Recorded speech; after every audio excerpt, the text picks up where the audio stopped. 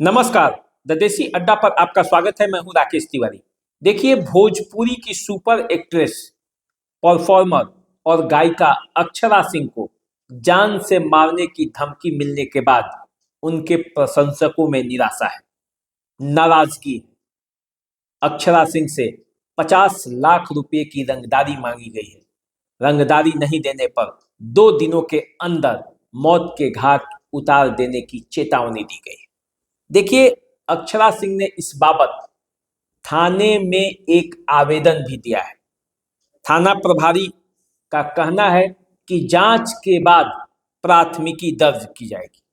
जानकारी जो मिल रही है उसके मुताबिक अक्षरा सिंह को 11 नवंबर की रात अलग अलग नंबर से कॉल आया, 2 कॉल, जिसमें उनसे 50 लाख रुपए की रंगदारी मांगी गई, उनसे गाली गलौज भी की गई।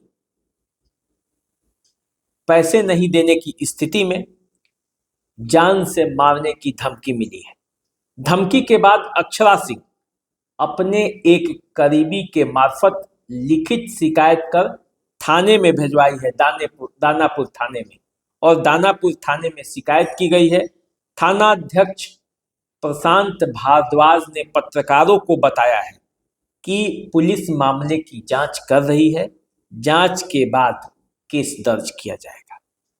देखिए, भोजपुरी की हीरोइन अक्षरा सिंह अभी हाल ही में छठ करके फिर से चर्चा में आई थी।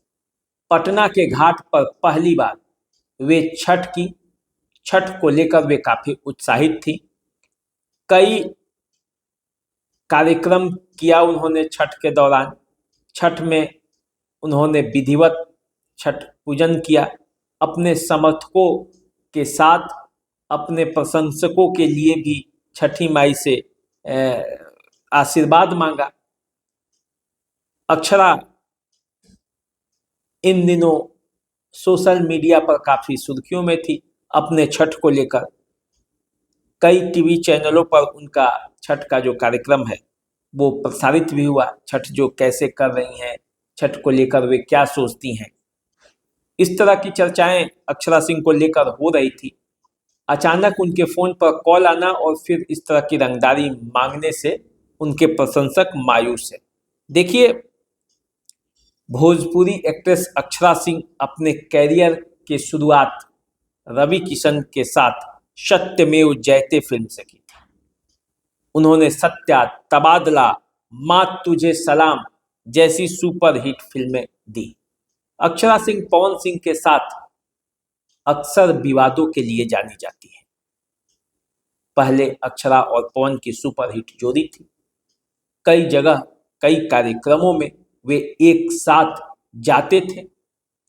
कई फिल्में उन्होंने साथ साथ की थी, लेकिन बाद के दिनों में दोनों एक दूसरे से अलग हो गए। और जब अलग हुए तो कई तरह के विवाद भी हुआ।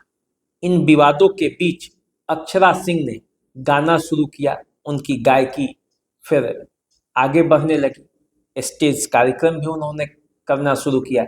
स्टेज कार्यक्रम में भी उन्हें सफलता मिलने लगी। फिल्मों के साथ साथ अब वे गायक भी बन चुकी थी और कई टीवी सीरियल में भी उन्होंने काम किया है।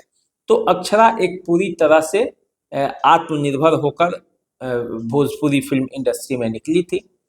बोलने के मामले में अक्षरा को कोई रोक नहीं सकता। वो अक्सर कुछ न कुछ बोल देती हैं, जिससे विवाद भी होता है। कई स्टेज कार्यक्रमों को बीच में छोड़कर आने के लिए भी अक्षरा विवादित रही हैं और उसको लेकर तरह तरह की चर्चाएं होती रही हैं।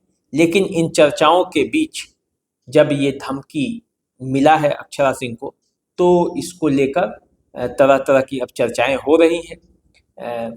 अक्षरा सिंह पटना की ही रहने वाली है और फिल्मों में काम करने की वजह से उनका पूरा परिवार पहले मुंबई शिफ्ट हो गया था।